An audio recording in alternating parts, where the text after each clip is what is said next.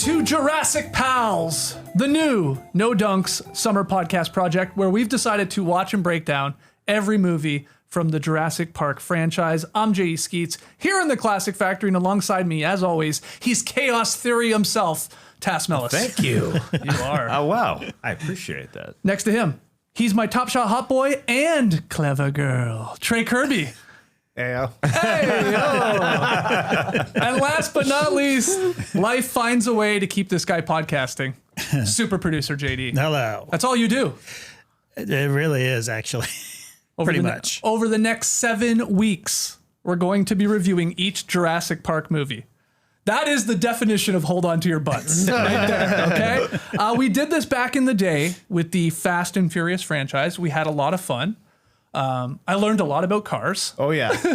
Yeah. And that it's important to have that little nitro boost in your car. But we're doing it with the dinosaurs this time. So if you're a fan of this type of content, hit the like button, subscribe, 5-star ratings and reviews. So yes, we are starting with Jurassic Park, the OG, June 11th, 1993. This is over 30 years old at this point, guys. Had a budget of $63 million. Its initial theatrical run grossed over $914 million worldwide. And then they would like re-release it and it went way over $1 billion, but not bad. The skinny, science, sabotage, and prehistoric DNA collide when cloned dinosaurs escape their enclosures and begin preying on the guests at a top secret theme park. Runtime, 2 hours and 6 minutes. Did it go fast? Did it go slow? Just quickly, did you think it flew by? I thought it was 2 hours and 7 minutes Okay. after checking my stats. Did it go fast? Yeah. That flew by to me too. Oh, yeah. It's a good movie. Stars Sam Neill, Laura Dern, Jeff Goldblum. Really Jeff Goldbluming it up in this. Oh, yeah. And it's directed by Steven Spielberg. So I want to start, before we work our way through the movie, 93, TK, I mean, what are you, 11, 10? You're a young child. 9 years old, Wow. buddy. A young boy. And I saw it in the theater multiple times. How could you not? My kids would not be able to handle this at the exact same age as now. So scary, this movie. But I love Jurassic Park. I remember seeing it in the theater the first time in Yorkville, Illinois. I saw it when they re-released it in 2013.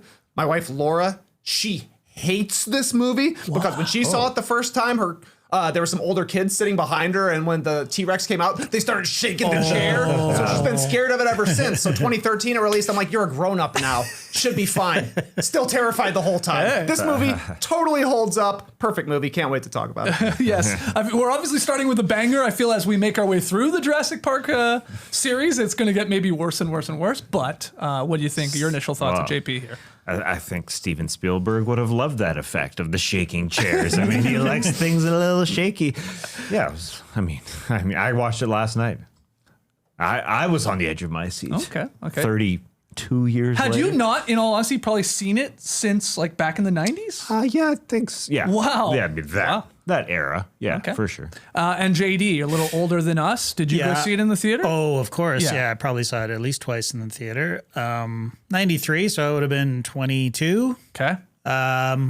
So Loved you were the kid shaking I chairs. absolutely was. I'd read the book before it came out, and I was a huge fan, and yeah, it was awesome. Were you ready to scrutinize it at the time? Oh. I'm sure you were a fan of the book. And Well, yeah, you know when you read a book and it's like you have a personal relationship with it already. You know, it's like, okay, this movie is for me. This was made for me because I read this book, and that's how I felt, and it blew me away.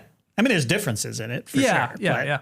But it's a great adaptation. All right, well, let's get into it. Yep. Because sometimes these can take quite a while as we make our way through the movies. It's a 2 hour, 6 or 7 minute movie.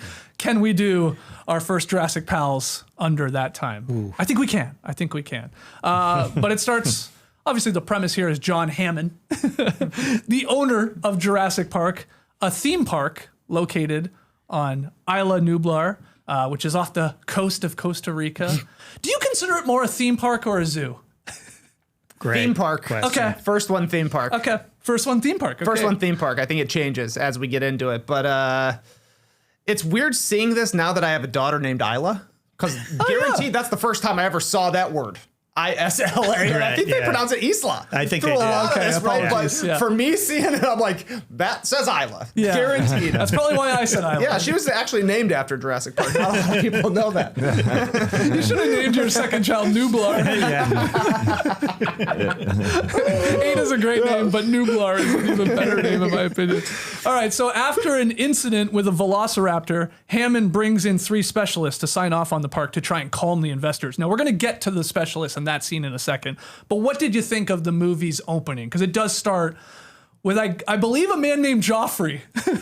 not the guy from Game of Thrones, but this guy getting killed while they're transferring the velociraptor like into a pen, into a cage, and all hell breaks loose and we lose our first victim here. That's how this starts. Like, were you in right away? Did you remember that was the opening scene? 'Cause I sort of had forgotten. That's how it started. I had forgotten because it is something you want to forget, I think. You don't want to remember that. Not because the person dies, Right. but because it's just, it ain't all that theatrically engaging. Because it just said, Wow. no, Zoomed in on his mouth, zoomed in on his eyes. Yeah. They thought of everything except for how to open the gate. exactly. my God. And when I say engaging, I mean, I don't want to remember that because I just don't think it was great. The You know, technology the rest of the they movie is so have- good, and that is, what are they doing? Yeah, you the know? technology through the roof. We're bringing back dinosaurs for crying out loud. But yeah, we got to transfer this one velociraptor into another part. Hey, buddy, you're going to have to get on top and just pull it up. Just How yank much does that thing thing up. weigh? And then one of them gets attacked, the guy named Joffrey. So you were into the open. You loved it. We got to get a little taste of the violence. Yes. We got to meet the dinosaurs without really meeting them. Yes. And we got to know that there's danger out there before we actually start getting into the real world of stuff. So they give us a little action at the beginning, promising that it's going to pay off in the long run. I think we have to see this because otherwise what? We're starting with a lawyer?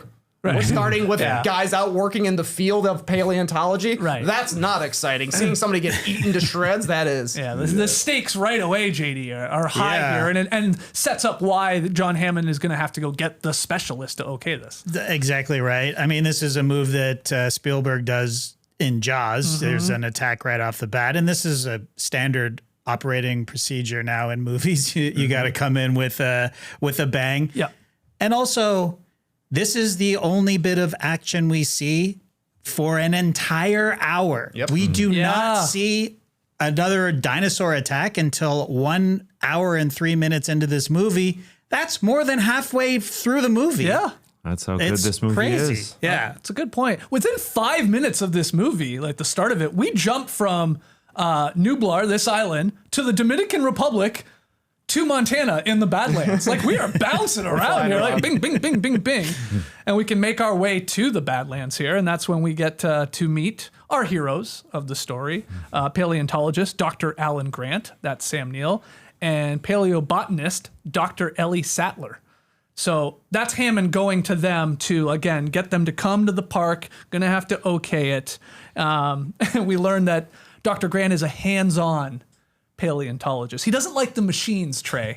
He's a digger. He's a digger. There is that little scene with the lawyer going and talking to the guy in like the amber mine and like, you're never going to be able to get Dr. Grant. He's a digger. But guess what? You promise him something that he's never seen before and the guy's going to come out. And this is just great stuff. This is just great Spielberg stuff. Within like 5 minutes of meeting Grant and Sattler, we know there's a little bit of a thing between them. Oh, We know he hates technology. And he gives that story to the kid about the raptors, which is priming us, hey, man, raptors are a thing you're going to have to worry about, even though it pays off like 90 minutes down the road. Yep. Like, he's teaching us stuff about the movie and how we're going to be watching this movie, but it's also fun to watch. Like, that scene is pretty hilarious. Him talking to the kid, scaring the daylights out of him. Gorgeous stuff. yeah, that is the kid's name, I believe, in the movie is Eddie. A lot of people just call him the 6-foot turkey boy. Because that's what he's all like talking about. It's like, hey, it's just a 6-foot turkey. It was driving me nuts watching. I'm like, where's that kid from? Where's that kid from? And it finally hit me. He appeared in Full House for a couple episodes. He was a super nerdy kid in Full House. I mean, he's pretty charismatic, the kid. Totally. Like he's Very just expressive. like expressive. Yes, that's a good way to put it. He's just like a classic 90s sitcom kid that you bring in for a couple episodes to play a nerd, to play maybe a little bully. I think he was on Family Guy or Family Man, not Family Guy, Family Man as well. Family Man. Family Matters is what I'm trying to say. Yeah.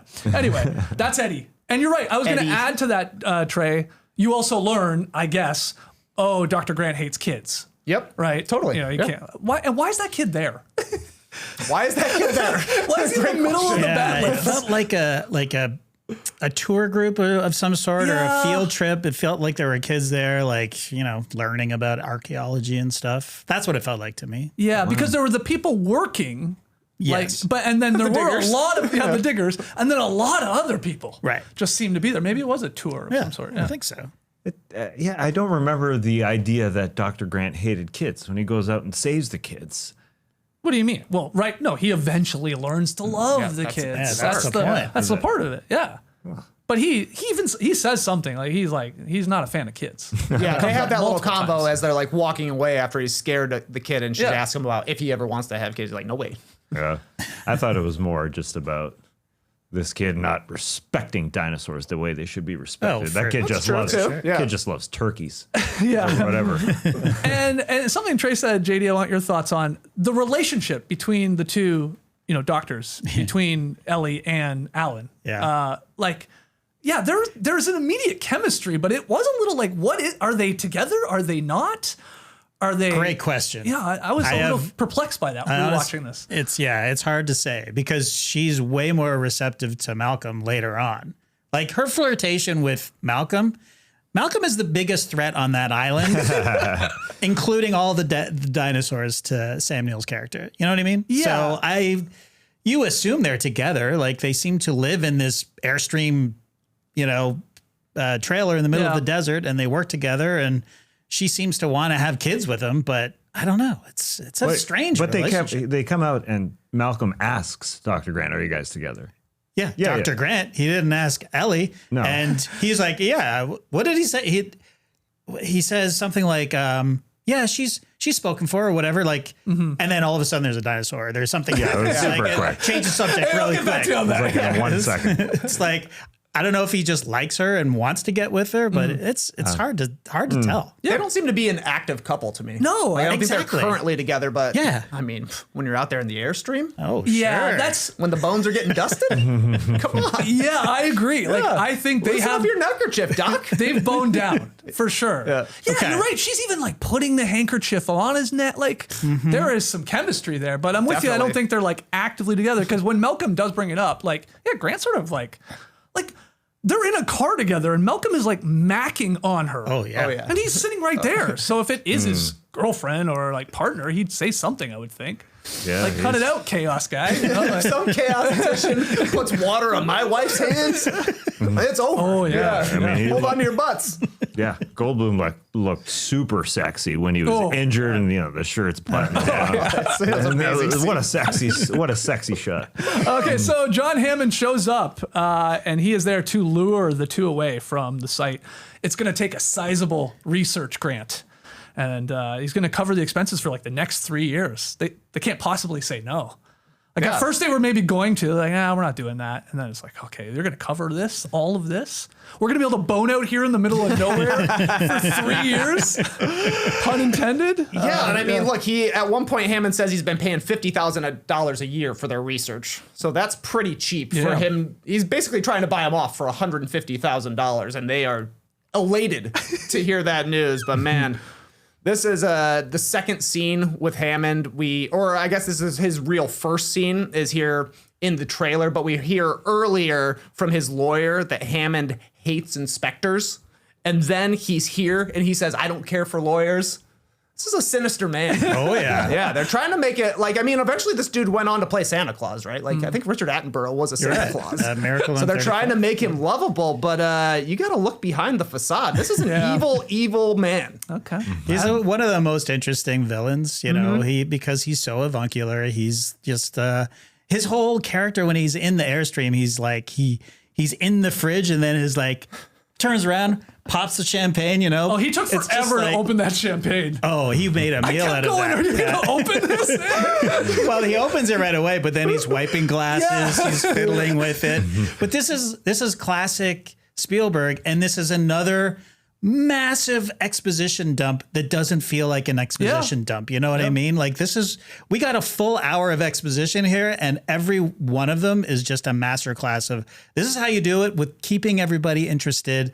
And and he's just like fiddling around with the bottle and just, you know, they're covered in dust and stuff. And we get to see almost the entire interior of that Airstream, which, by the way, is about 5 times the size of the exterior of the. I don't know if you noticed that. It was quite large. A lot of space. But yeah, I mean, I love this scene. It's a great intro to Hammond. Yeah, and it's a good point about like he is sort of a villain, but man, he's likable as hell too. Oh, yeah, you want I to. love this guy. Look, once you realize that he is the real villain, you're like, don't trust this guy. Yeah. Right. Every time you see him on the screen, he's like, whatever he's saying, do the opposite. Especially when he's eating ice cream. Yeah, he's probably gonna get sick. We'll get to that. All right, our next scene introduces Jurassic Park's disgruntled lead computer programmer, Dennis Nedry. This is Newman from Seinfeld. He is taking a bribe from Dodgson, I guess the guy's name is. He's getting $750,000 up front and then $50,000 upon delivery of each viable embryo to steal these fertilized dinosaur embryos. That's his mission here. That he gets a lot. He's getting a lot of money up front, and then only $50,000 per dinosaur embryo. And I think there were like 14 or 15. So it adds up. Don't get me wrong, but what a payout! Like He's only making like $1.5 million, which seems pretty cheap to get right on par with InGen with regards to their dinosaur research, right? Like you're making $1.5 million investment. I'm sure John Hammond spent way more than that to develop the embryos and build the park in the first place. Meanwhile, Dodgson is here and he's just trying to get him right in the game for $1.5 million. It's like, I think Nedry should have charged more. Oh, okay. So he's got bad agent. He's got a terrible agent. Yeah, exactly right. Yeah. Maybe. Yeah, I totally agree. JD, you disagree? I don't know. The guy's got financial problems. Yeah, that's $1.5 million to him is still big money. Oh, he's that's just what like- it is. We're also talking 1993. I mean, you guys are used to the big contracts now with the NBA. So you're like, what, $1.5 million? What are you talking about? Yeah, we're not getting paid to create dinosaurs. Do you think he has a player option? Dennis Nedry? No, but you're right. You're right in that he has money troubles. That's what this is all about. He's a struggling man, and I think that's the whole part about every single. Whoa! How excited he is every single time. Whoa! Whenever he's being directed through that discussion, he is super excited. He's excited to hear the number $50,000. And so he's just super excited. He's obviously doing rough times financially because he gets Dodgson to pick up the bill at this weird outdoor Costa restaurant. Rican. I had completely forgotten about this scene. I just had completely forgotten that he meets this Dodgson and they have this dinner and he's like being all loud and the guy's trying to be like all covert. It's so good. I hadn't. Yeah, but I didn't remember it. that's the transport. How he's instructed. That's how where the to shaving cream transport. first comes into play for sure. Great. Brilliant. The Barbasol can? How cool. That is cool. Yeah. Oh, so James Bond, so interesting to look at. Such a nice touch of him squeezing out the shaving cream and then putting it on the pie. Like, I fucking hate this guy. You know what I mean? It's just like, what are you doing? he's just a dick, and I love it. He's just the pure charisma. Wayne Knight, is that his name? Wayne Knight. That's Wayne Knight for sure. Yeah. And just so sweaty and such a mess, but one of the greatest characters, man. I love him. Next scene is the helicopter ride to the park, and this is where we first meet chaos theorist Ian Malcolm. This is Jeff Goldblum, and he is Jeff Goldbluming more than anyone has ever Jeff Goldblum. I have 3 questions for you guys, which he asks in the airplane ride. You've heard of chaos theory? Nonlinear equations? Strange attractors? Just keeps going. Strange attractors. Like, what?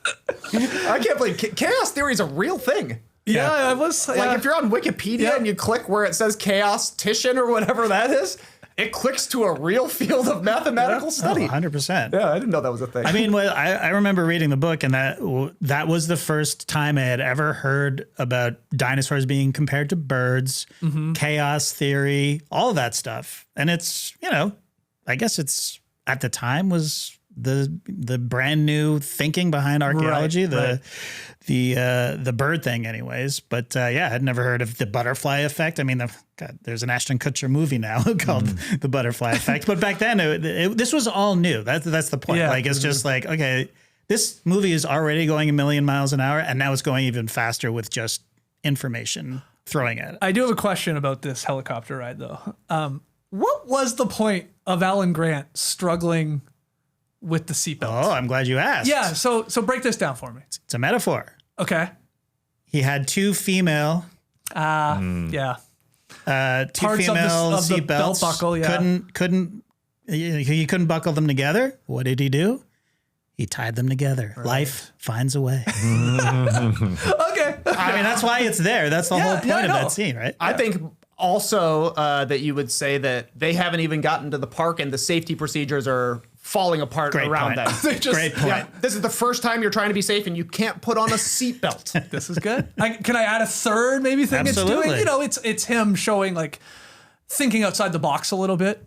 Yeah. Thinking on his feet here. You're gonna come across a lot more much more scarier instances where he's gonna have to make quick decisions, stuff like that. So I guess there's that. Those are great though. I love it. And that's a great point, and very on brand for Grant. Just an analog solution. It's like, fuck it. I'm tying this together. Yeah. It's two pieces of string. I'm tying it together.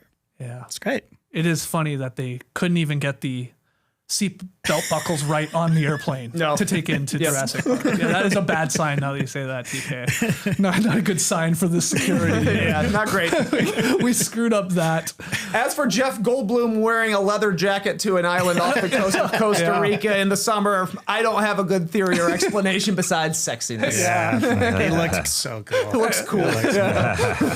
All right, so 20 minutes into this movie, we are now on the island, and we get to one of the most iconic scenes in movie history, right? I don't think anyone's going to disagree with that. This is the welcome to Jurassic Park scene where they see for the first time a live dinosaur, the Brachiosaurus, in the distance. And this is the sunglasses coming off from both of them and him turning Dr. Sattler's head and them just being in awe and the John Williams soundtrack hitting. And honestly, it's fucking awesome. Yes, it's awesome. It is one of the best scenes in movie history. Absolutely. it is. Period. It holds up every time. I rewatched this like a week ago and then just was flipping through my favorite scenes before we started recording. And I still get chills seeing them see a dinosaur that I know isn't real, that I've seen them see 50 different times, them getting excited. But every time, like, the reactions are perfect. Grant struggling to get his glasses off, like you're saying. Jeff Goldblum, Malcolm goes between saying, like, you actually did it, and then laughing because he's like, man, I am seeing dinosaurs. I don't think it's a good idea, but I'm seeing dinosaurs. You crazy son of a bitch. You not be excited. Yeah. You know? Yeah. It's and like that first shot, obviously the CGI, JD, like just the work they did. Like when you see the two Brachiosauruses coming out of the water, and then all the other dinosaurs there, it just looks awesome. But obviously them in the foreground or whatever, like watching from behind. Yeah. Chef's kiss. And it And then holds the up. music too. The music is what makes it, but it is those shots. It's those.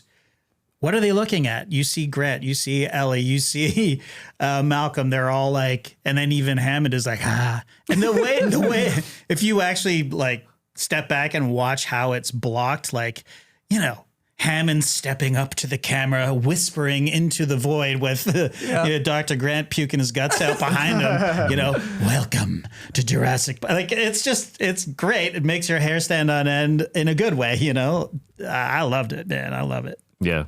Even Dr. Grant just entering the frame that's above the bar as he rises to see the dinosaur. It's just perfect framing. And as you said, was that 60 minutes into the film? No, 20. No. That's 20 20 minutes minutes. The T-Rex shows up. Oh, the T-Rex. He's saying like the At action, the real like action. action. Yes, because it's literally, that's the amazing part about this movie is that the dinosaurs are only on camera for 15 minutes of the 127 minutes. Oh, is that true? Yeah. Wow.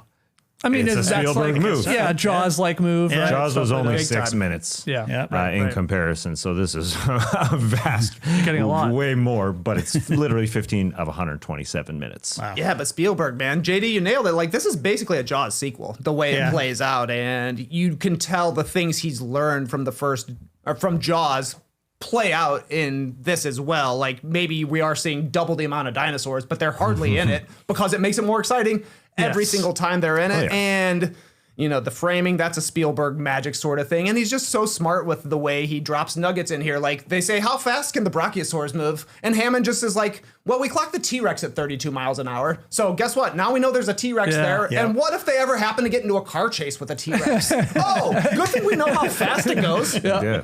Yeah. It's Spielberg. This scene, I mean, everybody's seen this scene. It's up on YouTube. You like this particular scene. The comments are amazing under this video. I just pulled my favorite one. Quote, I remember thinking, yep, we need to find a way to do this. And then they went on to say, I also had a Jurassic Park themed birthday party that year. Okay. I just love that. Yeah, we need a way to do this. But there is like that idea of like Dr. Grant, like even when he gets up there, he stumbles out of the car and stuff. He's like, it's a dinosaur. And he like Yeah. says it like a child, right? Like Totally. it's a mind fuck. Like this guy's like, his entire life is digging up dinosaurs. And now there is one in front of him, and he like turned into basically a child. Like the awe of this in front of him. Totally. Not only that, but he's seeing theories in practice immediately. Like, oh, they're traveling in herds, and they're like things that have always been theoretical and just, you know, speculation is now right before him. And Sam Neill pulls this off incredibly. They all do, but him especially in this scene is just him just being so blown away, basically brought to tears by this. It's just incredible. Good point. You like done with the wrong actors or obviously the wrong director. It could be cheesy. Totally. It totally could come off super cheesy, but it Kurt doesn't at Russell all. was up for this role. He was. Yeah, for Dr. Grant. Yeah. Totally different movie. Wow. Yeah, that's interesting. Okay, I didn't know that. Okay, so we go to the park's visitor center, and this is where the group learns that the cloning was accomplished by extracting dinosaur DNA from prehistoric mosquitoes preserved in amber, as one does. And there is a note here, very important note: DNA from frogs used to fill in the gaps in the genome of the dinosaurs, and to prevent breeding, because that comes up. All the dinos were made female by direct chromosome manipulation. Though Ian Malcolm, not convinced, and this is where we get life finds a way. Yeah, he's like, yeah, come on. What'd you think of the? I guess it was sort of like a ride almost. It's the show at the visitor center. The whole presentation of what they're doing there in Jurassic Park. Perfect. Honestly, perfect. Like, they have to explain DNA. People didn't know what DNA was before Jurassic Park and before the OJ trial. And this was before the OJ trial. So they literally come up with a theme park ride. They have those at real theme parks. You sit through this kind of stuff at Disney World before you go on the Avatar ride or something like that. So turning it into a character, Mr. DNA, which tells you how they did this and what potentially could be the problem down the line. It's just brilliant stuff. Right. Like, It's not perfect. boring or Exactly. anything, yeah. It's fun to watch. Yeah. I think at Universal Studios, like, you can buy a Mr. DNA plush doll. You know, like, they made that into a character. Oh, wow. Even. That's how beloved this little part of the video is. Holy moly. And just the selection of the narrator, who is in a familiar voice to all of us. Like, we've heard this guy. I can't remember his name. I'm blanking on it. Richard but, Kiley?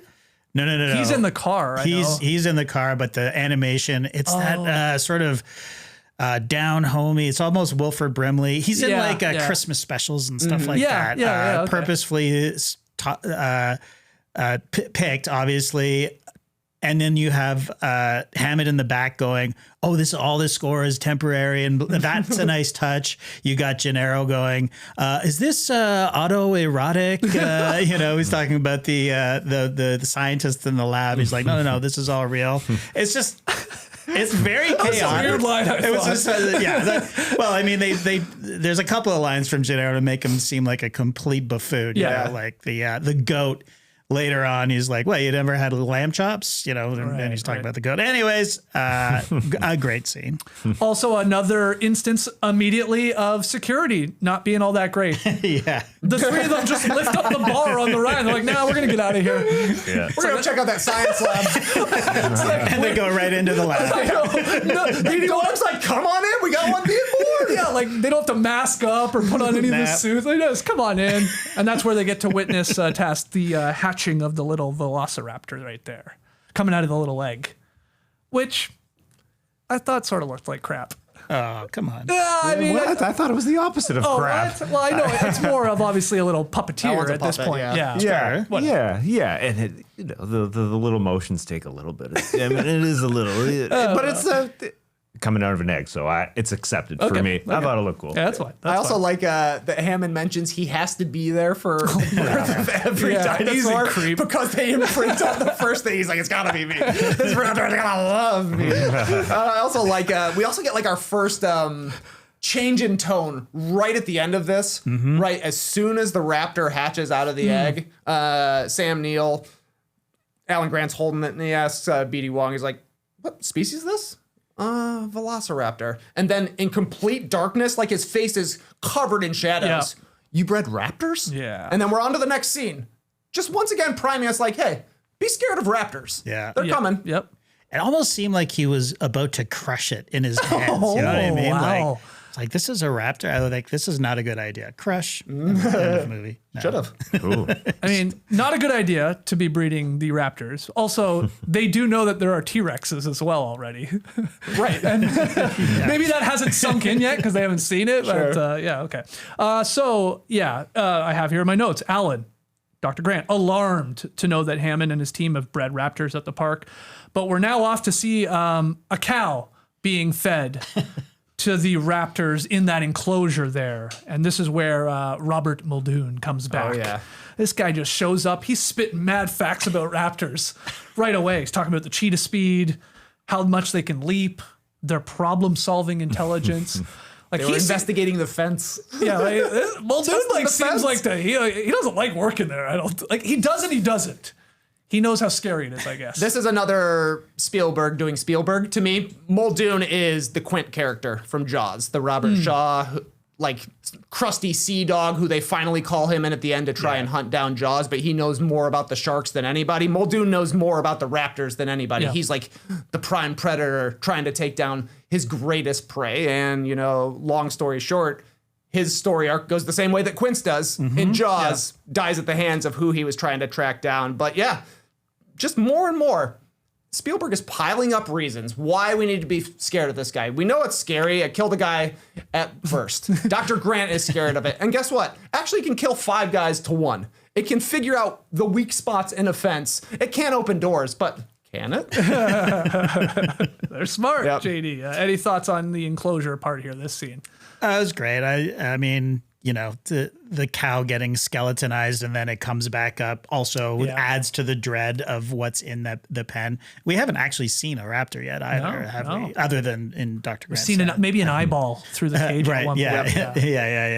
Yeah. Great scene. I would have loved to have worked on Jurassic Park and my only job to be shake leaves. Because there's like 4 scenes in this movie where it's just a bunch of leaves going crazy. I would have loved to have been one of those people shaking leaves. This is a great movie for fans of vibration. Right? You got the water, you got the puddle. leaves, you've got the Jello jiggler at the end. Big vibrations movie. Good vibrations. They should have put that in. All right. During lunch, we have this scene. During lunch in the weirdest room ever. Yeah. They're eating lunch in a strange place here. Let's have a sexy sit-down lunch. With all of these images going on, like sort of on the wall. The group debates the ethics of cloning and the creation of the park, and we got the blood-sucking lawyer. What's his name? Gennaro. Yeah, he's sold now.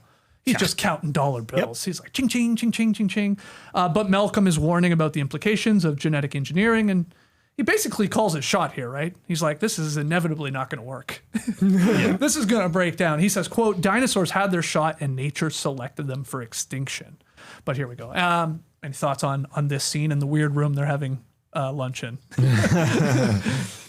No, that's a forgettable one for me. Forgettable.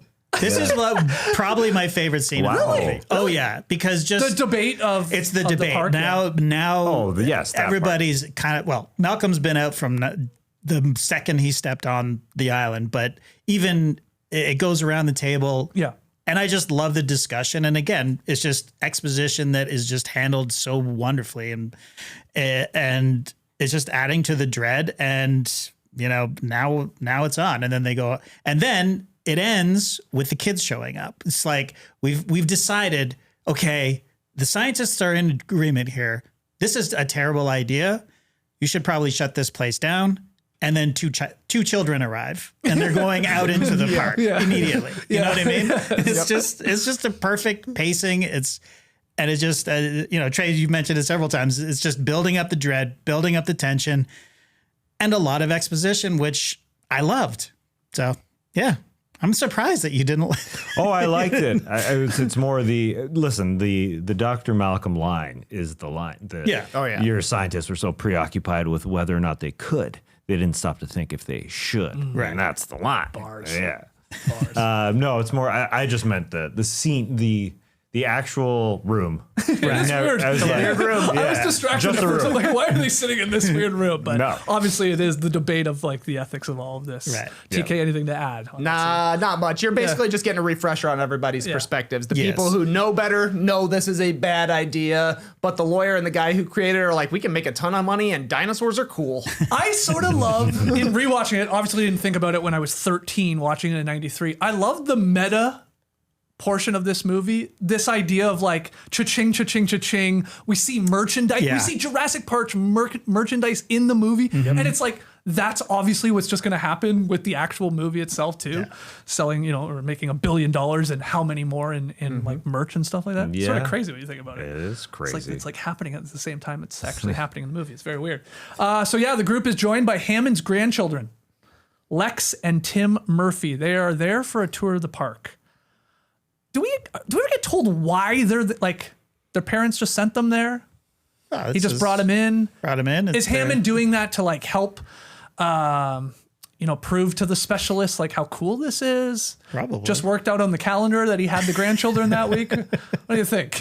Well, Tim is obsessed with Dr. Grant. True. Right, like he's dressed like Dr. Grant. Yeah. He's talking to him about reading his book about how dinosaurs have become birds. So maybe it's just a grandfather seeing what his grandchildren are interested in and trying to get them involved. Come see these real ones. As he also says, this is the target audience. Let's get them in the cars and let's show them some dinosaurs and get people excited. Right. See it so the scientists see it through the eyes of a child who would be seeing. Not that you needed that because Dr. Grant was seeing it through the eyes of his childhood, but still. I gotta say, the parents for Home Alone, those parents that left Kevin behind, they get a lot of flack, right, as bad parents. Yeah. But I think we gotta start adding Lex and Tim's parents to the list here. They are like sending their kids to a goddamn island full of dinosaurs. You're right. And I know Grandpa's there, but this is he's also evil. Yeah, he's a bad guy. not to spoil anything, but they're the best parents actually of the entire 7-movie stretch. Okay, I have seen some of the movies coming They're up. actually That's a good point. the gold standard of parenthood In the Jurassic Park franchise. because they actually don't realize, right? Yeah, okay. Everybody after this, they know. Okay. They know. And again, this like goes back to, these kids are here now and guess what? Dr. Grant, he hates kids. Oh my God. Now we got these two kids hanging on. Yeah. One that idolizes him and dresses like him and all that. So we sort of, two things happen here. Obviously we get into the control room and what's going on there. And we start the tour too. They get in these cars with the interactive CD-ROM. and the voice here is Richard Kiley, JD. That's correct. A known fact. But Spared no expense. And by the way, that is such a great line in this movie where it's just the first half of the movie is, hey, we spared no expense. Like, this is awesome. And then it just becomes, like a joke, like a punchline to, how shit everything goes. Spared no expense. I couldn't even fasten my seatbelt on that helicopter ride. Exactly. I would say that's the definition of sparing expense. Yeah, I spared my expenses on Dennis Nedry, actually. He came in at a huge bargain. Yeah, that's right. So, we get our first hold on to your butts line here from the chain smoking Samuel L. Jackson in the control room. This is a casual hold on to your butts. Yeah, Totally. Just slips it in. Hold on to your butts. I know, it is a forgotten one. Yeah, it's a forgotten one. Yep. How many cigarettes does this guy smoke in this movie? God. How many? he's would crushing you, 'em. What would you put it at? Like, I know we're not seeing him on camera all the Are we time. talking just on screen or in the production itself? Because it's hundreds, if that's the case. Another take. Is there any shots of him without a cigarette, either in his hand or in his mouth? Well, when his hand's hanging off of a... There should have been a lit cigarette on that. And she's like, I don't want to smoke. Stop asking me. As his hand falls off. Yeah, it's a lot. It's a lot. That's a lot. And wow, I never thought about it until this very second. Hold on to your butts. Double meaning? Wow. Double meaning. Blew my mind. Yeah. That's what he was talking about. He's actually talking about... He's like, why aren't you all smoking? Hold on to your butts. It's like a recycling program. He's like, I gotta get 1 cent per butt that I bring in here. I'm trying to get through as many as I can. So we learned that the entire programming here in the control room, it's all buggy. I think there's something like 151 bugs and glitches to fix. And it's implied here that Dennis has had bad financial problems.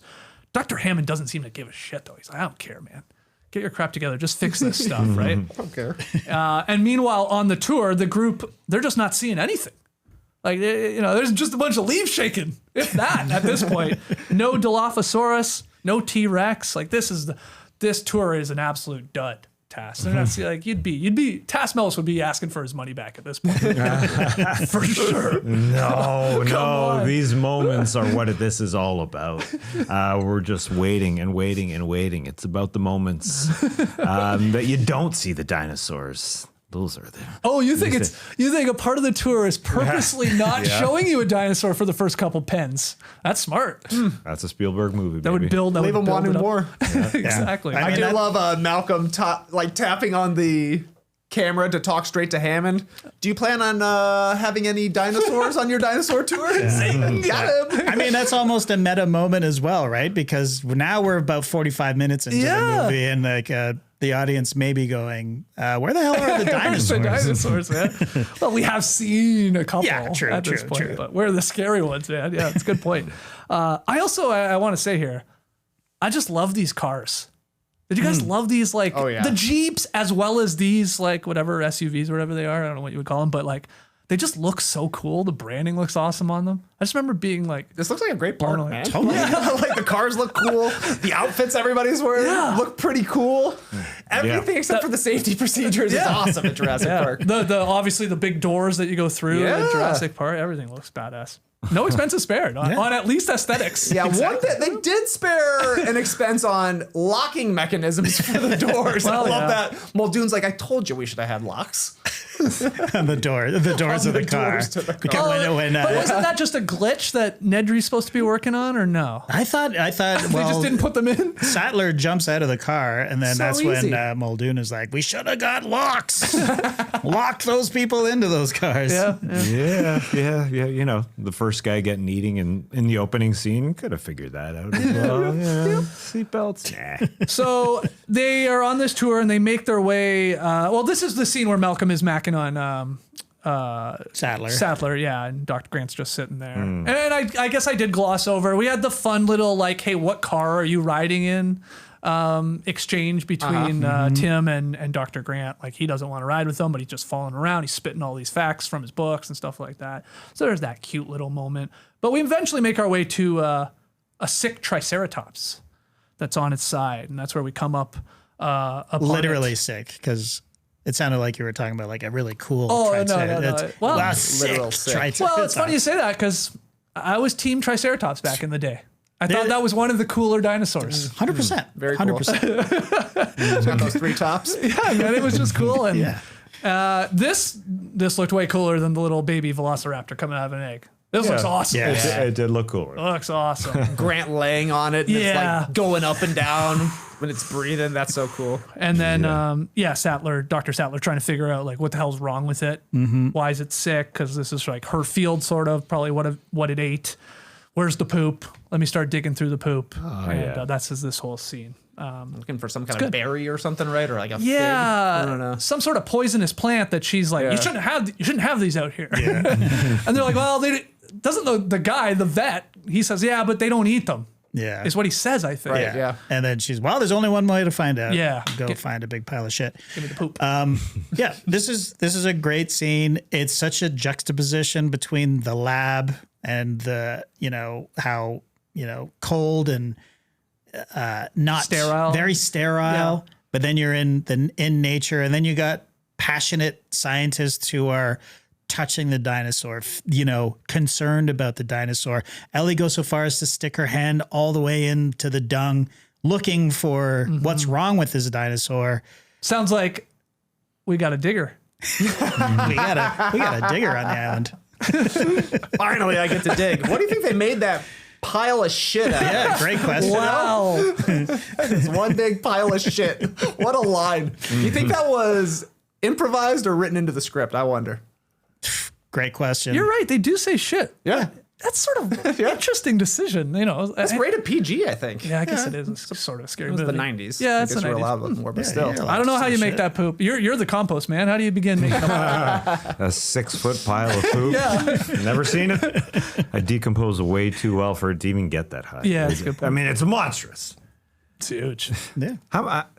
It's almost that's a- comically too big in a weird way. Like how? It looks taller than the actual Triceratops. Exactly. Now, I know the Triceratops is on its side because it's sick. Get that thing up on all fours, then its butt's Pop it off up. higher off the ground, but it looks like as tall as it to me. Yeah. So it's like, It does look big. it's like pooping so much, it's like building up and its like legs are up behind Yeah. it. How long did it take Yeah.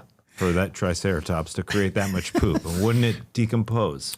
I have a question. While they're making their way to the sick Triceratops, Lex, the girl, she falls, right? Yeah. And then Dr. Grant holds her hand. Did she fall on purpose? To get him to help her to hold her hand. Wow. I don't. Because she's super happy when he holds her hand. Well, he helps her up, and then Yes. she clasps It holds his hand, on. and then Yeah. like iron grip. Yeah, so yeah. I don't know. That's a interesting. That's why you come to Jurassic Pals for the hard-hitting questions that no one's asked in 30 years. Did Lex fall on purpose? All right. So bad news though. Tour is going to be cut short here. Tropical storm approaching, and there was like some build-up. I like how they sprinkled it in a little bit, right? A few scenes of like a storm making its way. Oh, I think it'll pass. I don't know. Don't worry about it. Blah blah blah blah. But it start to rain, and most of the park employees they're leaving for the mainland for the boat, and then the visitors they're like, okay, we better return here. Except Dr. Sattler. She's going to stay behind and help out the park veterinarian to study this sick triceratops in a downpour. I thought that was a bit of a weird decision. But also, in her defense, she is seeing a triceratops for the first time. Yeah. She literally says, "I want to hang out with Yeah, the trike yeah, a little longer." Okay. She's like you. That was her favorite when she was little. Yeah, she's like, this is my favorite. Trike head. What can I say? And it must be understand. just going through the poop. And that was a story about Jurassic Park and the filming of it, right? Is that there was a bunch of storms where they were filming in Hawaii. Right. Not on Isla Nublar, but in Hawaii where they were filming it, and they were having these difficult filming situations where they were just hanging out, Well, waiting. we get to nefarious Ned here. Nedry. He deactivates the park's security system to gain access to the embryo storage room to store the embryos inside that container disguised as the shaving cream can. Nedry's sabotage also cuts power to the tour vehicles and it strands them by the T-Rex paddock. The phones are out. Hammond can't call for help. And basically most of the park's electric fences are also deactivated. So this is, Trey, we get Nedry doing his thing, the start of his thing, where he's at least putting them into the can. And we get to obviously, one of the best scenes in the movie as well, where we encounter the T-Rex now able to get out because of the deactivated fence. I love it. The fence is going crazy. They're trying to hack into Nedry's system, and it's got Wayne Knight laughing. And obviously John Hammond is finally getting scared because he's realizing my grandkids are out there and they're now stuck. And he says the line, "Where did the vehicle stop?" Instant cut to the goat just sitting in the T-Rex paddock in the rain, chills just from a cut. Yep. And then the scene Yeah. finally starts, and it takes a while to build up. And then we're talking about this is maybe our third all-time classic scene already in the movie. And yeah, it totally holds up. the way the T-Rex is like smashing the car and then flipping the car and spinning it. Yeah. Gennaro finally leaves. The kids freak out even more. And we're like, oh, so that's why they ended up splitting up with the lawyer going with 2 kids he's never met before and the 3 adults being together. Right. It's so the kids could end up alone being scared by the T-Rex. And luckily, Timmy had his night vision goggles that they gave him for their daytime tour. They're just standard in the Waymos that they invented 30 years they're in the prior. car, yeah. But so good, just a iconic scene. And JD, like you said, we're into this thing. Now we're into Now it. we have the real, exciting scenes here. Absolutely. And, we were talking about how awesome John Williams' score was earlier with the majestic Brachiosaurus, seeing the dinosaurs for the first time. There is an incredible lack of music through all of these scenes. There is no music in this T-Rex scene. Wow. It's carried by effects and acting, like sound effects and acting. When the goat's leg lands on top of the Jeep, your instinct is to like have a shing or like some sort of like a music sting. It's punctuated by thunder, right? Like and it just puts you in the car with them and in that scene, and it just makes it that much more terrifying. And you don't hear music again until it cuts back to the control room, and then there's tension music and stuff. Yeah, takes a long time. It's awesome. Yeah. How many times is there music in this movie? I mean, There's no music in that scene. There's no music in the Nedry death scene. Very little. Okay. Anyway, what else? What about So the kitchen infrequent. scene? Kitchen scene, there's no music. Wow. Yeah. That's So like the scariest parts of the movie, there's no music. That's incredible. It's scary. God, this is scary. And you talked about like watching it with your girls. This scene, this is terrifying stuff here. Big time. Big time. I'm not scared. I'd say you were scared. So yeah, you got this is the T-Rex scene, and there's so much happening here. Malcolm gets injured, and the lawyer gets eaten on the shitter. I don't think Malcolm needed to make the sprint. I No, don't think there was any reason for him to do that sprint. Right? Like, I mean, Dr. Grant was trying to distract him with the flare. Yeah. It wasn't working as much, but it at least caught the T-Rex's eye, which I think would have given Tim and Lex enough time to get somewhere else. But then Dr. Malcolm hops out and just goes for a run, which, gets the T-Rex excited, chases him down. That's when Malcolm is supposed to die. But they're like, Jeff Goldblum, you're killing it, man. Just go hang out for the rest of the movie. just somehow fall under a bunch of bamboo You'll be like fine, stuff. man. Yeah, leaves in the We hut. can't I kill him. guess. He's too cool. Yeah. But I don't think he needed to do that sprint. I think there was better options in that moment. But, you're panicking. It's chaos theory. Nobody knows what they're going to do until they do it. It's true. The real chaos theorist, would have like stripped naked and started dancing or something, like just done something really A T-Rex wild. has never seen this before. But worst ways to die on a crapper? JD, can you think of any?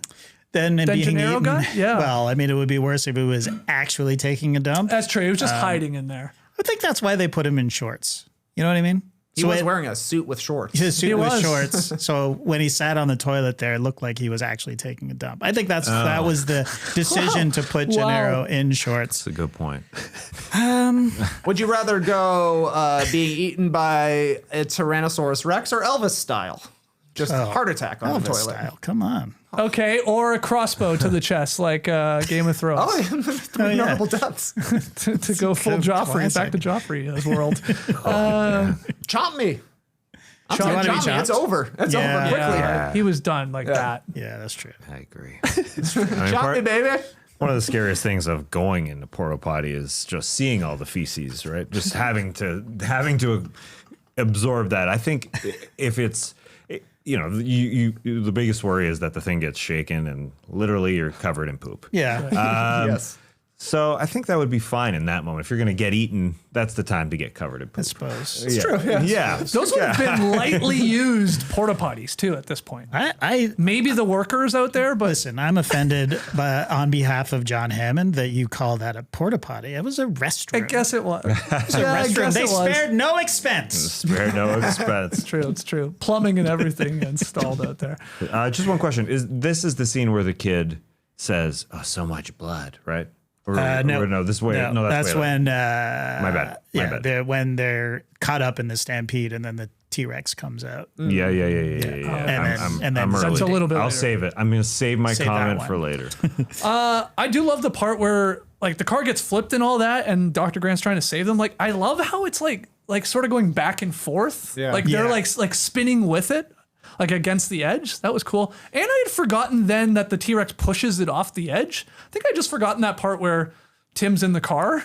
And it goes over, and then they obviously make their way to the tree later. But Tim's in the car, escape, and they're underneath it, holding on to wires. I had forgotten about that. This whole this is where when I watch something like John Wick, which I enjoy the John Wick movies just fine. They're incredibly choreographed. This is more choreographed, but it feels wild. Like all of these scenes were storyboarded apparently 2 years in advance because Spielberg went over budget and over schedule on Hook. And he was like, I'm not doing that anymore. So these scenes are so meticulously planned, but they don't feel like it. They feel like utter chaos, and it just makes it that much more exciting. Yeah. Well, we go back to Nedry here. He is on his way to deliver the embryos to the island's docks, but he becomes lost in the rain and he crashes his Jeep Wrangler. And then, hijinks ensue here. He falls down the hill because he breaks his glasses and he falls down the hill, and it's pouring rain, like I said, and he's trying to winch up his Jeep. He's trying to get it down the hill because it's stuck. And that's where he comes across, that is the Dilophosaurus. Yes. I believe, right? Yep. That's the poisonous one. Yep. Yeah. Okay, yeah, I just call think it screamy poison face. There are real scientific names, but yes. Yes, and this is he gets attacked by it. And he doesn't do himself any favors. I think he pissed off the dinosaur saying "good boy" first off. Right. Call him stupid. Nice boy, I guess he said, and then call him stupid. Yeah, and then respect. gets back into the Jeep, and then there's another one in there, and that's the mud or the poison gunk to the face, and then it's more shaking. Oh yeah, More shaking. a Jeep lot of shaking. That was me behind the Jeep going crazy.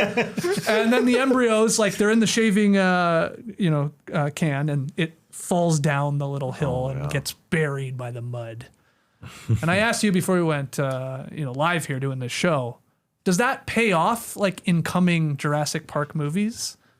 Because you would they made a clear decision to show you, hey, all the embryos in this can, it's going to be covered in mud and maybe fossilized itself or something like that. Oh, modern day Amber, you're saying. Well, I don't know. Yeah, maybe. I've only rewatched 1 and 2 so far, and it didn't pay off in 2. Okay. But they also went to a different island, so it could still be out there. I don't know when maybe they find it. Okay. You think this was good for Barbasol, brand wise? Oh, huge. Seem to be involved here. Absolutely. Yeah, I think so. And Gillette. Barbasol's still kicking it. Yeah. 32 years later. So yeah, this is why it still exists. The embryos would have only lasted for 36 hours. They did say that at some Great point. call. But- Great call. I don't know. If it's under enough mud, That's what I'm thinking. Yeah. it happened to fall in under enough amber. I don't know. Life finds a way. Yeah. Life finds a way. I laugh every time Nedry falls down the hill. Oh yeah, It's legit funny. It's a great fall. it's great. And yeah, he's dead. Goodbye, Ned. Yeah, another great scene. Wayne Knight is perfect in this movie. He basically has 3 scenes, and they're all great. A lot of people talk about you can't make such and such a movie nowadays because we have cell phones, and it would just be easy to call somebody. That's why a lot of movies are set in the 80s, right? So that they don't have that easy out. This, you can tell, was made pre-LASIK. Because at first he gets lost because his glasses fog up, and then he gets lost because he can't see where to go. But if he had LASIK eye surgery, he would just have 20/20 vision the entire time, and maybe he makes it to the boat. Maybe he gets there. True. And you said, JD, you think he's taking a shortcut to get to the docks. That's right. Thus, why he doesn't really know the way and needs the signage to help him. Yeah, there's a point where things are shutting down and they're in the control room, and then the paddocks start to shut down, and he's like, why would he do that? Why would he shut this down? And then it cuts immediately to him pushing open the high voltage gate to drive the Jeep through, because he's pressed for time. He has to get to the boat. So the shortest way is through the park. And his plan was to go there, drop off the shaving cream can, and then come back, Yep. right? Yeah. Yeah. Just, what were you doing? I was just smoking some butts outside, man. I didn't know we were allowed to smoke in here. There is. How did you not know? I've been smoking 1,000 cigarettes all day. That is a great moment for Wayne Knight as well. I know where this is going backwards, but him just pulling himself away from his computer, like just all sweaty and like talking a mile a minute, just the guiltiest of guilty conscience. Yeah. Just as he's going to commit his caper. It's just awesome, Wayne Knight. Just a bumbling fool. Oh, You're doing a absolutely. horrible job, man, of making this scene normal. Yeah. Now we go to the scene where John Hammond is with Dr. Sattler, and they're just, he's eating a bunch of ice cream. I think this is one of the funniest scenes. There's like 10 tubs of ice cream, and he's basically like, well, the power's out. It's all going to go bad. So he's going to eat his feelings. I guess he's going through it right stress now. eating. 100%. And then we have more conversation. There's obviously more to this scene, but it is What pretty does funny. he even say? Because all I wrote down in my notes is Hammond has always been a charlatan. And I think he's basically admitting, like, I've been scamming my whole life. I'm anti-Hammond. Let me just say, I hate this guy. Hey, fair, Of course. fair. I mean, that's the flea circus. Yeah, That's that's for it. a flea circus. Yeah, They don't so- exist. It's all a facade. Yeah. And the illusion of being in control. And Ellie says, it's an illusion now. Yes. You are not in control of You're this. not in control, and the dinosaurs are for sure.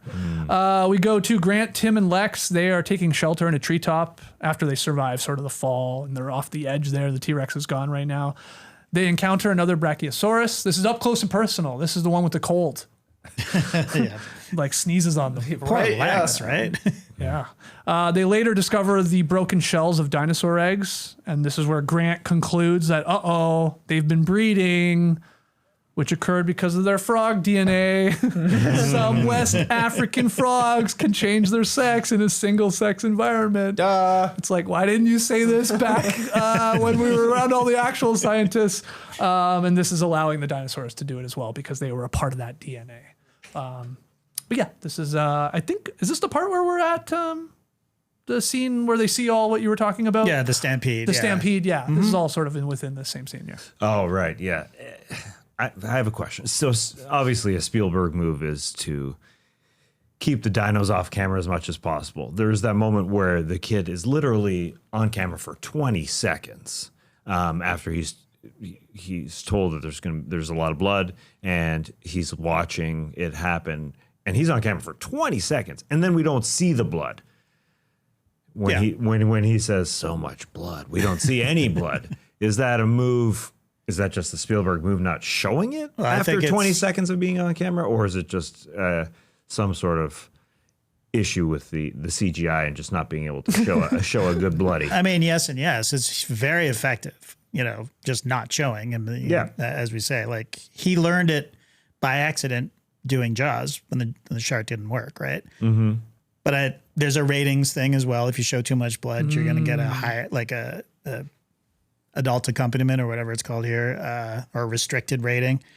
And it's effective. It's just, if you have good enough actors and you have a push in shot and he's just like, it's literally 20 seconds of the boy looking at the camera. Is this when the T-Rex is destroying one of the other? He's tossing it That's around. further in the future, though. Oh, is it? That is, yeah. Right now we're talking about they get stuck in the tree, right, with the Brachiosaurus. Yeah, we were there, Yeah, but but it's I like- thought it led into them then. No, this is walking. the T-Rex chasing the car with Malcolm sitting in the back seat. You're right. there's that too. Yeah. I think the running dinosaurs are a little bit later. It but is I a think- bit later. Yeah. It's like the next day of them it's the out of next the day tree. after they come But out I of the actually tree. really like the tree scene because it's like we've just had this huge traumatic moment, right? With Yeah. the T-Rex finally appearing, a guy got eaten in half. Let's just chill for a Yeah. second. Yeah. Take down the tension so we can start building it up again. They're sitting there in that tree. Grant leans back. What is that? Oh, it's the raptor claw I keep in my back pocket. You forgot about raptors, didn't you? Because we haven't mentioned raptors for like a half an hour. Yeah. But they're still out there, even though we haven't seen them yet. Also, he's cuddling the kids, showing you he's Yeah. kind of getting on board with it more. And this part of the movie, to me, kind of really shows how much of a kid's movie this is and like how it was made for kids and the Spielberg kind of push to make it for kids. Because we have the car tree scene where it's Grant and Tim in the car falling down. They finally get to the bottom. The car falls on top of them, and they said, now we're back in the car. After, you know, a nice way to cut the tension. When Muldoon and Sattler find Malcolm knocked down by the toilet where Gennaro got eaten, Malcolm says, Ryan, you thank John for a lovely weekend when they find him. Another tension-cutting scene. Then they have this T-Rex chase where they can go faster than 32 miles an hour in their Jeep. They finish it, and Malcolm says, think they'll have that on tour? Yeah. There's just always something in this kind of like escape from dinosaurs montage that cuts the tension, because this isn't a movie that's supposed to be scary 100% of the time. Right. It's supposed to be 100% scary at some times,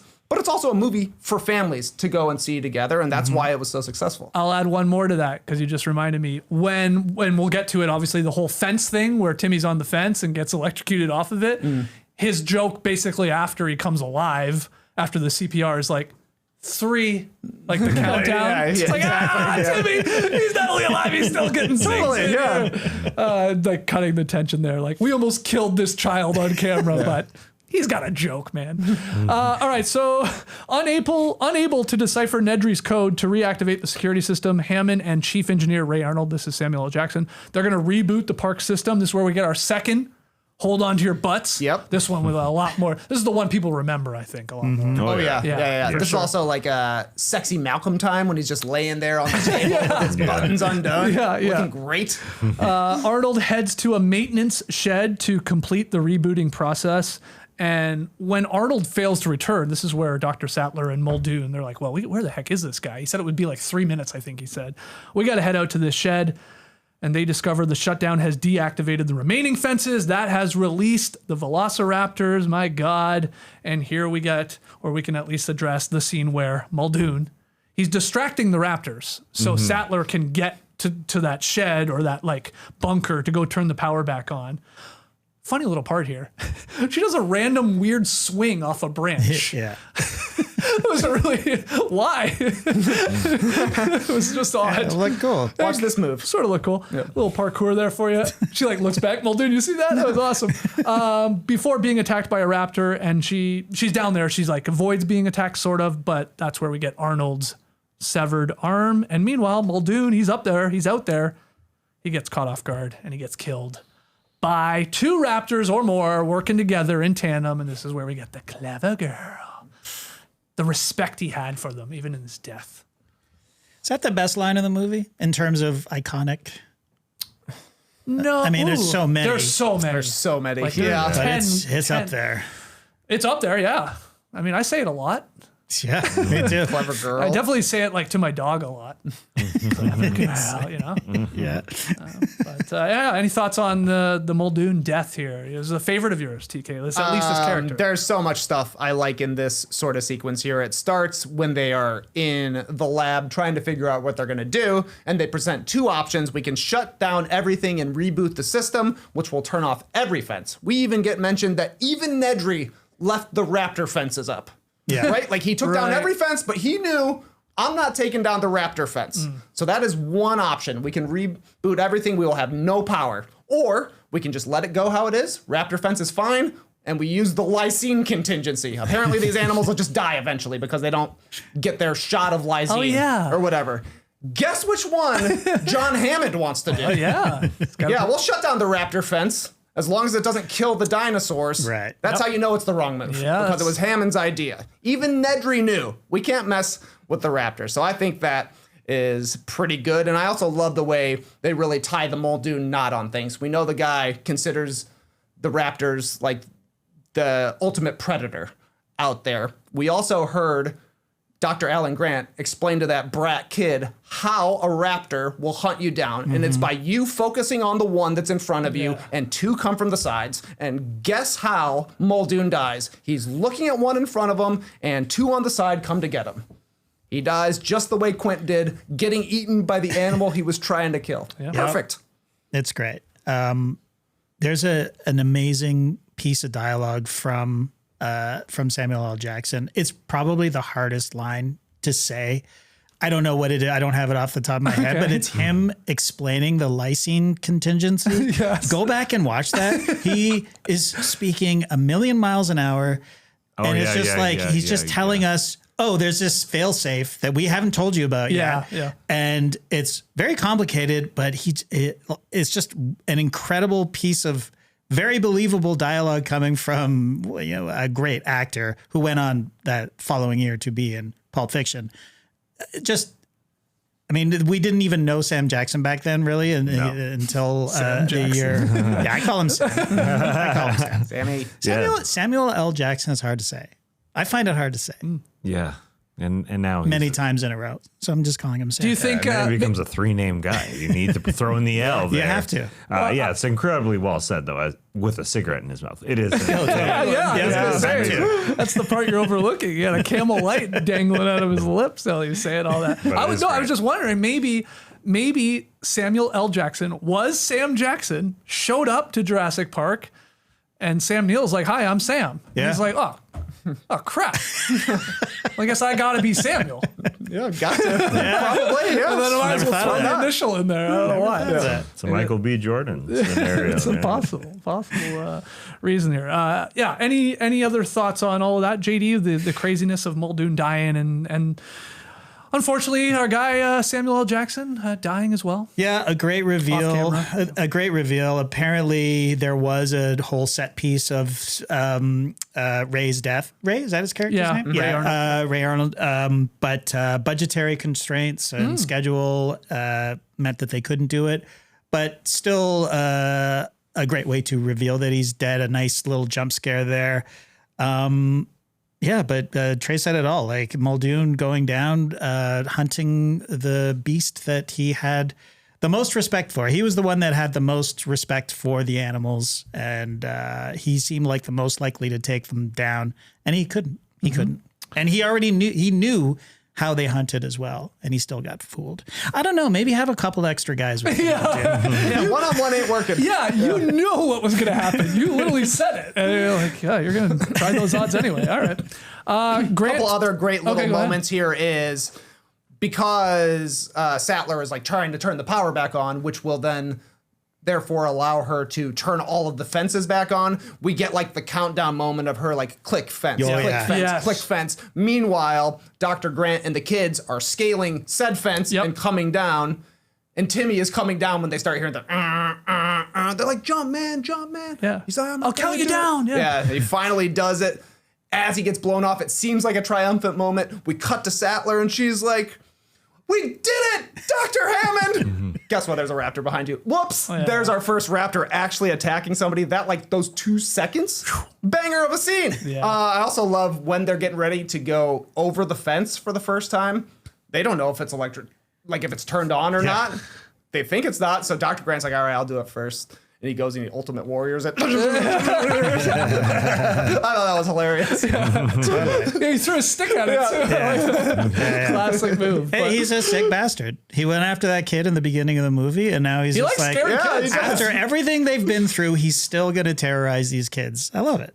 Respect. That's true, man. They literally were nearly eaten by a T-Rex. He's going to still like pretend that he's electrocuted. That's some sick shit right there. It's crazy. He's like, I'll cuddle you in a tree, but I ain't that sweet yet. Yeah. So the power switch back on, and Tim gets that massive jolt, and he gets kicked off the fence, and he somehow survives. Some CPR helps from Dr. Grant, and that's when he drops the 3 joke after. But pretty amazing that he survived this. Definitely a joke, and not just him coming back to life and just saying 3 when he comes back. Why? What do you mean? Because. I thought he's saying 3 because of the countdown. Yeah. You're gonna count. You're gonna jump on 3. You're right. 1, yeah, 2. Then he. I forgot that he didn't say 1, 2. No. Them. I thought literally he could be just coming back to life. But yeah, kids got jokes. Kids got jokes and incredible tenacity to this kid to take the shock. Jay. Oh yeah. I don't know. Big shock, big fall. Yeah. Does he fall in Grant's arms? Does he catch him? He does. He does catch him. Okay. Yeah, he catches them. Great catch. There is. He likes kids. He likes kids. Dr. Grant likes kids. There is a shot, like a crane shot of Timmy still up on the fence, and Lex and Dr. Grant are on the ground and really, really far away, screaming at him to, I'll catch you. He's like 20 yards away. So there was that little inconsistency. Yeah. But, it worked out because the fence blew him off of about 20 yards off the fence, and he was right there to catch him. We caught him. Perfect catch. It was great. Yeah, maybe he meant, maybe little Timmy meant 3 outs because he caught him. I don't know. He was a baseball fan. All right, so the 3 of them, they eventually reach the visitor center. Tell me if I am missing anything here. I was trying to take notes. I was just enjoying the movie too much. But Grant then, he heads out to look for Sattler when they get back to the visitor center. And Tim and Lex, they enjoy some, what I thought looked to be some pretty gross ass food. Well, spent out all night. Big old Out all dessert night. spread. Yeah, it just it looked gross to me, but they're hungry, they're eating. Give me some green jello. Yeah, and this is where exactly more shaking, because this is where they're pursued by 2 raptors, eventually get into the kitchen, and we have this set piece, which is pretty iconic, and they escape. Slick moves, obviously the one part with, I guess, Lex tricked, I guess, the Velociraptor because of the mirror. It like banged into the wall, but she was on the other side, and the reflection showing her in like the, I don't know what you call it. I guess she was in a cabinet of some sort. She couldn't get the door down. But then slick move by Timmy to get the one trapped in the freezer. Yeah. Like he saw it.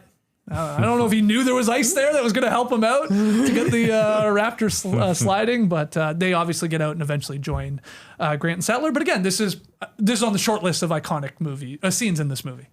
Yeah, and it's still super tense watching it happen. I'm still fooled every time, just like a velociraptor when Lex is using the cabinet as a mirror or whatever it is. Every time I'm like, oh, that was the one where she was hiding in the cabinet, because you never know which one it's going to be.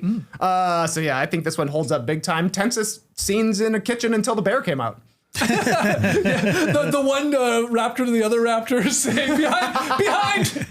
Yes, chef.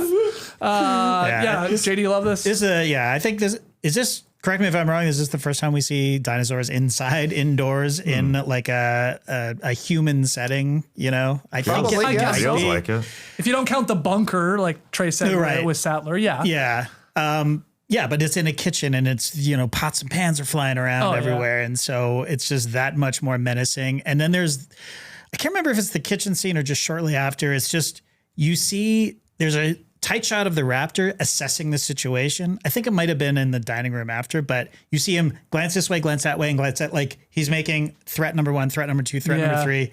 And just like, they seem smart. It's like they're puppets, but they're so well designed, and it's just great. There's just that one cool shot when they're in the kitchen. I think one leaps up onto the counter and the other's going down the aisle. And so they're sort of walking together, and it just looks badass. Oh, the combination, so believable. Like the feet, there's that, the tracking shot where the feet, you just see the feet running at Lex. I mean, that's practical, I assume, but then there's also a lot of CGI there, but it's 1993 and I still, I watched a movie yesterday. I can't tell the difference. I can't tell which is real and what isn't. It holds up. So the group reaches the control room, and Lex uses a computer to restore the park's power, because we were told at one point earlier on she is a nerd. She's a bit of a hacker. And she says, quote, "It's a Unix system. I know this," and allows them to call Hammond, who calls for help. But this is the 2 doctors are trying to hold off the Velociraptor from getting in the room, and they need the locks. And she this is when we're like real 90s computer graphics, where it's going and what it's showing. Yeah, what in the world kind of operating system is this? I don't know. It's sort You of gotta insane. hover over like different neighborhoods of computer files until you find the security one. I've never seen something like that. Maybe my least favorite like beat of the movie or scene. Like just, I think we're completely fine without her having to have known computer Unix systems to help out here. I don't know. Hey, she's had a rough ride. She has. She got sneezed on. She's been attacked by dinosaurs. She tripped, maybe didn't- purposely. She hasn't really had her moment. No, you're right. You're right. Timmy trapped the raptor in the freezer, so let's give Lex something. Yeah, she kept on getting called, what was it, a nerd or geek that she corrects? Oh, that's rich coming from Tim. Sorry. I mean, come on. Yeah. Come on, Tim. Why don't you get into something cool like dinosaurs? So again, they get Hammond, they get the call for help, but they're not done, because as they try to escape, they have to go through the ceiling because the raptors are still coming. Cool scene. I had forgotten about this part too, that it's not sort of done, and they're up there in the ducks, and it's trying to get up, and the way it's Jumping shot. up. They eventually find their way to the visitor center, that front office. They're cornered by the raptors. Looks like they're done. They're screwed. But they escape when the T-Rex appears, kills the raptors, gives them the out. I always thought it was so polite for the T-Rex to come in through the opening. I feel like he took his shoes off even. Yep. And he's just there and he's taking care of the raptors. And that's how they escape here. But yeah, 2 scenes there, the air duct up through the ceiling and then this part. And the big dinosaur piece, like the skeleton and all that, which I got here on my chest. Going on the fossils. Yeah, Cool. what do you think, TK? I love the shot of them like getting into the ducks, and you can see the raptors like jumping up, trying to grab at Lex. I think is probably the last one through the hole, and you see trying to get at her. It's the first time we don't hear the T-Rex before we see it. Yeah. A lot's going on in that scene. I was like, is part of the reason that the fossils fell from the roof because the T-Rex is shaking the place? I don't know, but I do like that, all things considered, all the T-Rex did was eat some other dinosaurs and the blood-sucking lawyer, then saved our heroes. Yeah. T-Rex is a good guy. Girl. Sorry. They're all girls, probably. Good catch. Any other notes on sort of the ending here of the movie? Just scenic for me. I mean, I just love the scene. With the banner falling. Oh, yeah. What does it say? When dinosaurs ruled the earth. Yeah, that looks badass. Yeah. Got the big scream, obviously, from the T-Rex. The famous quotes, debatable, but one of the famous visuals is just that banner. Yeah. Totally. Oh, yeah. Absolutely. Because now it's the hero, like Trey said. It's like, oh, he saved us. Hammond does arrive in a Jeep with Malcolm, and the group boards a helicopter to leave the island. And I wrote in my notes here, I love the ending of this movie because not a single word is said on that helicopter ride out.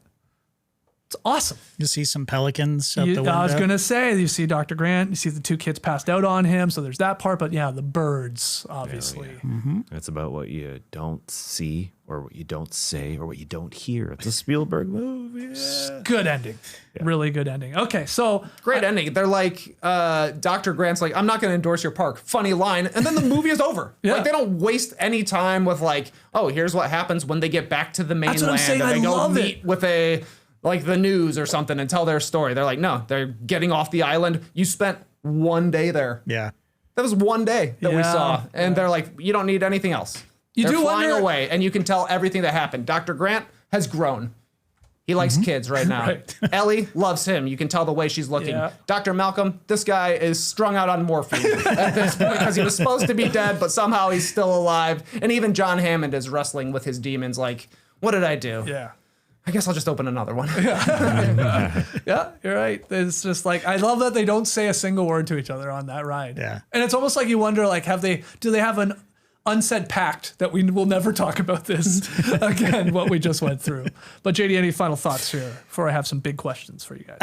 Yeah, it's the perfect ending to a perfect movie, I think. You know, as you said, nothing is said. And let's not to be cynical, but I'm pretty sure they knew a sequel was coming. Like, they know a sequel was coming. They were like, this is awesome. Crichton was already commissioned to write the sequel. Book, So we'll revisit these characters, obviously, but yeah, I loved it.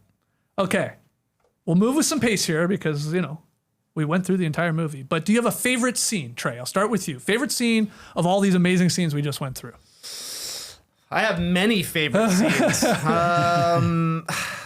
Probably Welcome to Jurassic Park is my favorite scene. Okay. It's like a joyous scene, and I don't think the scariness of the dinosaurs works the same way if you don't get the elation of seeing them for the first time. If you don't get the first half of the movie where dinosaurs are cool and we love seeing them, it doesn't hit the same way when they turn and end up being dinosaurs. You know, they're cool because we don't know about them, but they're scary because we don't know about them. So I guess that's probably, to me, still the iconic scene, seeing them for the first time. I would 100% agree, and I would just add to it, like, just the idea of us seeing the dinosaurs for the first time in '93. Yeah. Like, maybe on the big screen or wherever you watched it on VHS, it was like, holy crap. Like, we're in the same shoes as them in a weird way, seeing what can be done in movie filmmaking. Totally. It's like incredible. It is one of the first times, or the first time, that computer animation has been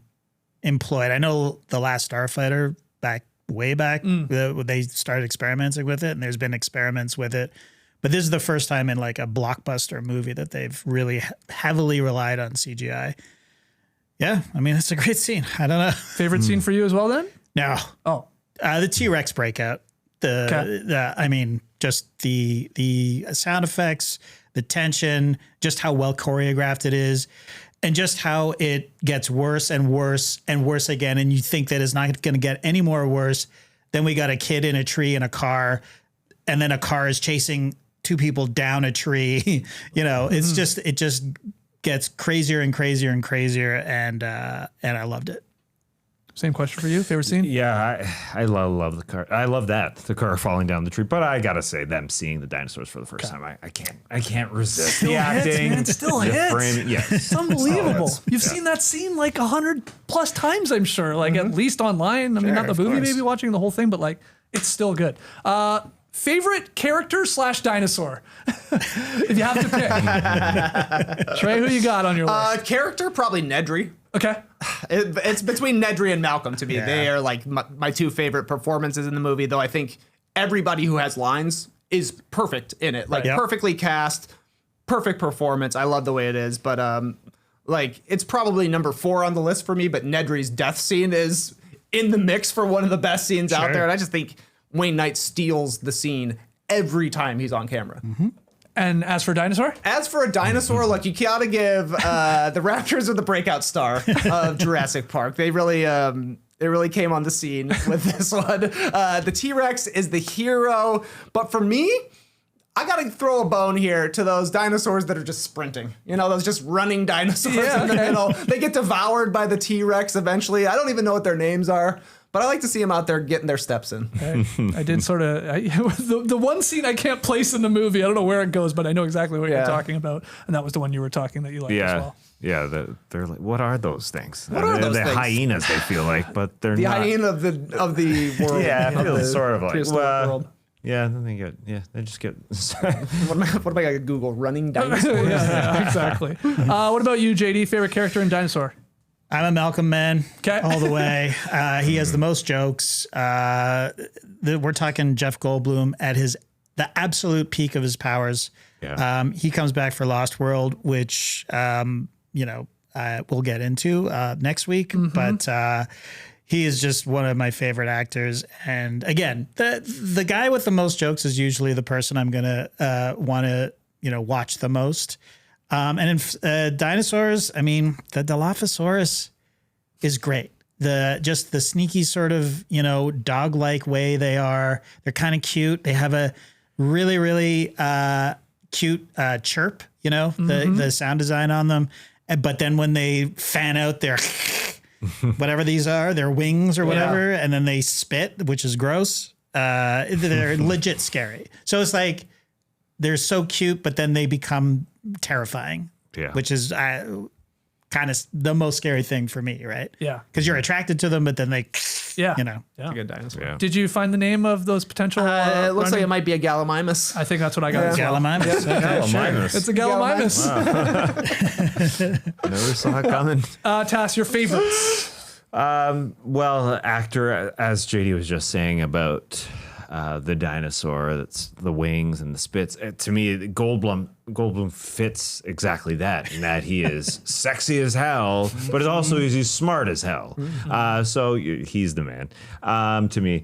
As far as dino, I've come around on the Triceratops. I think the most man, respect. I think the most emotion, just because you're there and the Triceratops is sick, that I get from one single dinosaur is the moment with Laura Dern and the Triceratops. So yeah, I'm going there. Sure. I'm going to show some love here. I love Malcolm as the character everyone's picking, but Lex, the girl, Yeah. incredible terrified face on this. Oh, yeah. On this actor, Yeah, she's legit good. looks awesome every time she's like terrified. Scared face. So a little love to her. As for dinosaurs, as much as I love the Triceratops, the Brachiosaurus, it's just so cool, man. Yeah. Just the size of it, man. Yeah, they're just like nuzzling up against it. It's like it's Do you like think a Great Dane, I guess. Do you think they should open a Jurassic Park? Whoops, all herbivores. Yeah, Why not? that was the oversight. 100%. You're still making bank with those dinosaurs that are just eating plants. Yeah, you're not making as much. Let's Maybe be not honest. because you want I the. want to see a T-Rex for sure. Yeah, because you're saying the T-Rex is like the roller coaster of this place. Totally. Yeah. Yeah. The Brachiosaurus is like the show that's on at 12 and 3 and 5 Yeah. p.m. You know? The This kid is rides. nice. It's fine. If you happen to catch it, great. But yeah, I want to see that T-Rex. Sorry. And then my final, big picture question: what is the dumbest scene to you, or maybe your least favorite scene, or is it, or dare I say, a perfect movie, or there's something that looking back on it, Trey, you're like, I could have lived without that, or I didn't like that, or whatever. The only thing I would change is that basically Jeff Goldblum is out of the movie after he does his run with the T-Rex. He has the scene where he's in the back of the car, where he's funny in that one as well. But then he's basically just hanging out at the operations center being like, yep, okay, yeah, do that. Yeah, John Hammond puts the map out, on, the on logistics on him. I always thought that was weird. He's like the star. To me, he's like probably the best part of the first half of the movie. He's hilarious. Like JD's saying, he's got the best lines. He's probably the best character through the first half of the movie. And then the way the book was written and the original script was written, he was going to be out of it. He was going to be devoured at the same time Gennaro was. So instead, they just don't really use Jeff Goldblum very much in the second half of the movie, even though we saw the first half of the movie and he was straight up killing it. Fair. Any dumb scenes for you guys? Scenes? No way, not for me. I mean, dumb. Yeah. I find it odd. Again, I mentioned it. Muldoon doesn't have anybody helping him with security. There's that. I don't. Literally, everybody leaves the island. But like, why? What is happening there? Like, Well, that storm was quite severe, you know? isn't that a time to hunker down? I mean, Yeah, maybe. like there's like a kitchen staff who served them lunch. You know what I mean? Like they were all just going to stay on the island, just with our main cast, but literally nobody else was there. That's a good point. Sort of weird, but that is like just such a minor flaw. I do think it's a perfect movie. Okay. No, dumb scene. The lifting of the crate, to me, we could have done something else at the beginning. That's all. Hey, man, get up there and pull open this thing. Any other random notes or observations before we actually rank it or rate it? Anything else you want to slip in here? We see some employees at the very first part of them arriving to the park. They're like opening the gates for them to get in before they even get to like the giant gates. And I just really like the pink Jurassic Park polo shirts they're wearing. Okay. Like they got great outfits. Everybody looks so cool. Great style. And 90s in this movie. And like you said earlier, with regards to the trucks and the Jeeps, everything looks super cool. It looks so I good. would 100% be the dummy who's like, yeah, Jurassic Park's opening this weekend. We should go and see it. I heard they got Tyrannosaurus Rex. I'm sure it'll be fun. Yeah. I'd get eaten. Maybe that's why the Toronto Raptors coaches all wear those pink salmon shirts when they go to Summer League. They do look good. A node to that. But you're right about everything looking good. Just everyone well dressed is so nice. Yeah. Did they, like, was this font invented? Or did this font exist before Jurassic Park? Because to me now, that's the Jurassic Park font. Yeah. You can't think of it any other way. Yeah. I assume it was created for the movie or the book. I don't even know. I'm not sure what the cover looks like. Tough question. I'm sure they've since redone it with at least that Jurassic Park font. But yeah. Any other observations, JD, that you want to get in here? I think we covered everything. I mean, I'm looking at my notes here. All my randoms got covered. Okay. So. I only have two left. In watching this with Nora and my dog Luna, my dog hated the raptor sound. That like weird staccato like grunt that the raptors were making, which is amazing. I mean, the sound mix in this is incredible, and I think it maybe won an Oscar for it. Sound mixing or anything. Anyway, Luna, cool, perked right up. Like, what is that sound? And then was like focused on the dinos, on the raptors on screen. So it worked on dogs. Works on dogs. Nice. And a little love to another great quote, because we were going through the best quotes. I love the exchange. Malcolm, Dr. Sattler. Malcolm goes, God creates dinosaurs. God destroys dinosaurs. God creates man. Man destroys God. Man creates dinosaurs. And then Dr. Sattler comes in on the top. Dinosaurs eat man. Woman inherits the earth. Woman inherits the earth. That's pretty good too. That's the beauty of Jurassic Park. This is an awesome blockbuster movie, a popcorn movie, a massive hit, and it actually has themes that are hidden in here that are fairly easy to pick up on, that are really meaningful. We can't control nature. technology has gone too far. And I would say that this is probably an anti-capitalist movie because the three people that die are an employee of this corporation, the blood-sucking lawyer, and the guy who is stealing dinosaur embryos to try and make $1.5 million. So Steven Spielberg preaching, but also teaching. I like it. It's great Maybe, stuff. Like this guy, like Life this is not the case in the Lost World, as we will see. Right. The themes are not there the same way they are in this. And this was a movie for everyone that everyone saw and had this imprinted into their brain, just like Dr. Hammond watching a velociraptor being born. Imprinting. I wonder if Muldoon and Arnold, because they also died, maybe they had a bunch of stock. Muldoon died. Muldoon died. That's true. That's true. You know, I'm just trying to think, were they also at their core capitalists? I'm just kidding. I love that take. Okay, so let's rank That's a this good thing. one. Hold on, a little bit. I've got something imprinted in my brain as well. So this is a note. Steven Spielberg gave the cast a gift after filming Rap. Spielberg gave all the cast a signed Velociraptor model.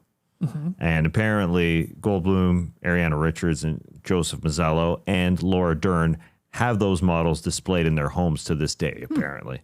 My question is, do you think Baron Davis has seen the Velociraptor in Laura Dern's house? That's a callback to our days at the Starters when Baron Davis didn't like being asked about his relationship with Laura Dern. I would say yes. The answer is yes. I If he's agree. been over, yes, he's seen it, because I'm sure it's somewhere prominently displayed. Yeah, I assume it's still there. It's either got to Probably, be yeah. on a shelf in the living room, or maybe it's on her bedside table. I mean, how big is it?